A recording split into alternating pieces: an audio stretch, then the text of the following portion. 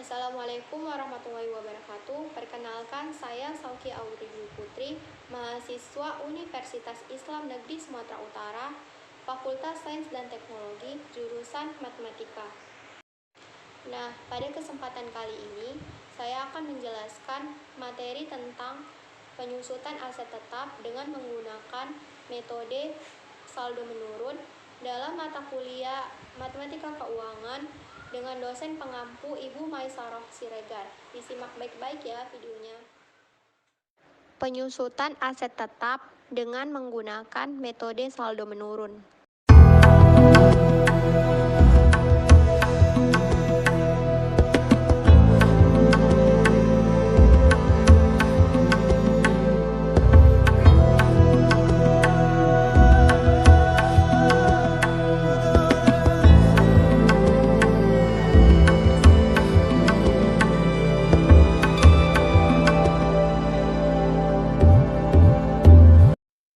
Nah, sebelum membahas apa itu metode saldo menurun, pertama-tama kita akan membahas apa itu aset tetap.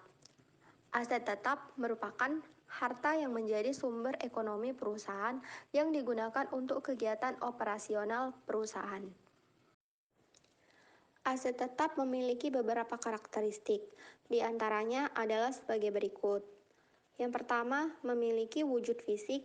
Yang kedua, tidak diperuntukkan untuk dijual belikan. Yang ketiga, memiliki nilai yang material sehingga harga aset tersebut cukup signifikan. Yang keempat, mempunyai masa manfaat ekonomis yang lebih dari 1 tahun buku, serta nilai manfaat ekonomisnya dapat diukur secara handal. Yang kelima, aset diperuntukkan sebagai aktivitas normal perusahaan atau tidak untuk dijual kembali seperti barang dagangan.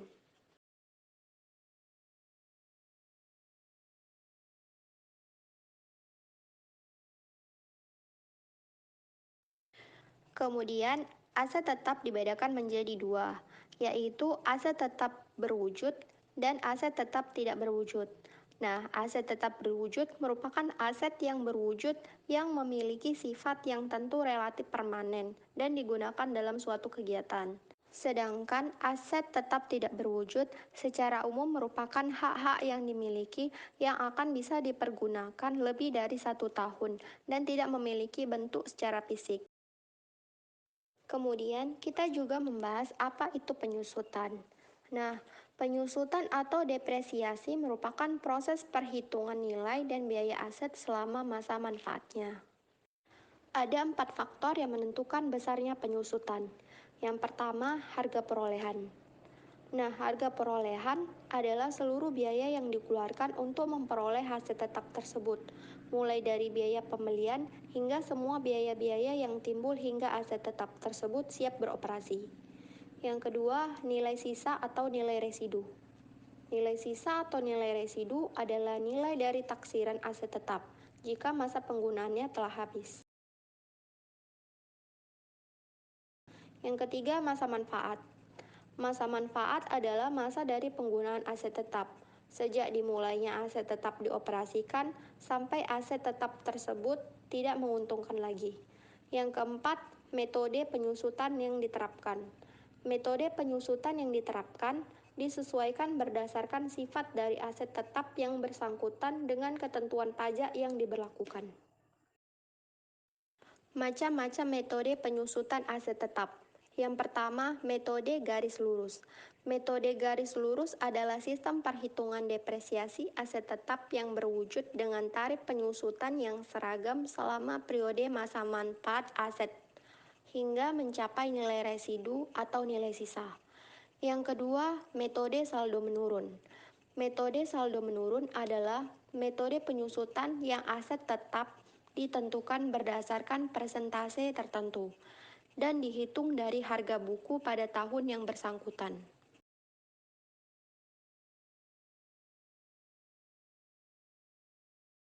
Yang ketiga, metode saldo menurun ganda.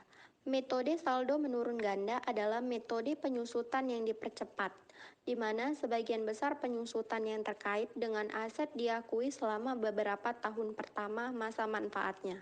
Kemudian yang keempat, metode jumlah angka tahun. Metode jumlah angka tahun adalah Penyusutan dipercepat berdasarkan pada pertimbangan biaya perawatan serta perbaikan aset tetap semakin lama cenderung bertambah seiring pertambahan usia aset tetap itu sendiri.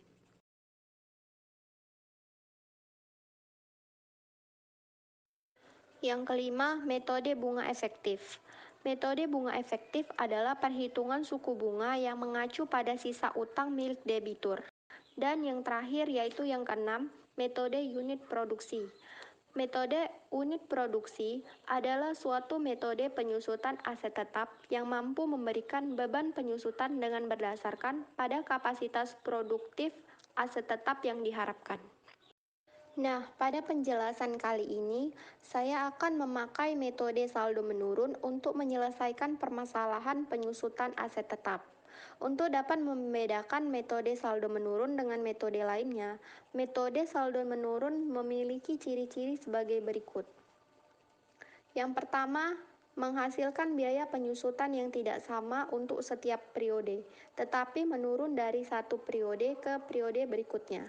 Yang kedua, pembebanan biaya penyusutan yang lebih besar di tahun awal berdasarkan asumsi bahwa pada tahun-tahun awal suatu aset memberikan kontribusi yang lebih besar dibandingkan tahun-tahun berikutnya.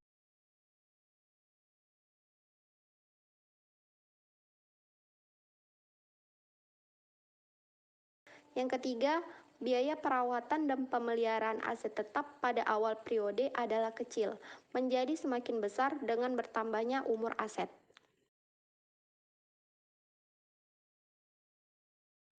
Rumus metode saldo menurun yaitu sebagai berikut. Beban penyusutan sama dengan tarif penyusutan dikali dengan nilai buku. Tarif penyusutan sama dengan 2 dikali dalam kurung 100% dibagi N. Nilai buku sama dengan harga perolehan dikurang akumulasi penyusutan. Nah, berikut ini ada satu contoh soal yang menggunakan metode saldo menurun, yaitu pada tanggal 14 Mei 2017, PT Jaya Abadi membeli sebuah peralatan dengan harga 20 juta rupiah. Peralatan tersebut ditaksir memiliki nilai sisa 1.250.000 rupiah. Peralatan tersebut memiliki masa manfaat selama 4 tahun. Hitunglah besarnya beban penyusutan dan buatlah tabel penyusutan tersebut sampai tahun keempat dengan menggunakan metode saldo menurun. Untuk menyelesaikan soal tersebut, pertama kita mencari tarif penyusutannya terlebih dahulu.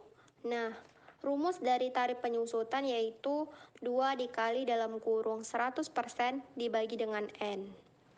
Nah, N di sini merupakan masa manfaat ataupun masa ekonomis.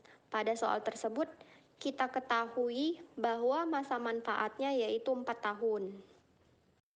Maka selanjutnya sama dengan 2 dikali 100% dibagi 4 karena N-nya tadi 4 tahun ya. Di sini kita harus mengerjakan nilai yang ada di dalam tanda kurung terlebih dahulu sehingga kita dapatkan 2 dikali 25%. Nah, 25%-nya ini tadi dari 100% dibagi 4. Nah, barulah kita dapat 50%. Setelah menghitung tarif penyusutannya, lalu kita akan membuat tabel penyusutannya. Karena di dalam soal tersebut kita diminta untuk membuat tabelnya. Untuk membuat tabel, terlebih dahulu kita buat kolomnya menjadi 4, yaitu kolom pertama untuk tahun, kolom kedua untuk besarnya beban penyusutan, kolom ketiga untuk akumulasi penyusutan, dan kolom keempat untuk nilai buku. Pada tabel penyusutan metode saldo menurun, nilai buku pada tahun ke-0 sama dengan harga perolehan, yakni sebesar 20 juta rupiah. Kemudian, untuk beban penyusutan diperoleh dari tarif penyusutan dikali dengan nilai buku pada tahun sebelumnya.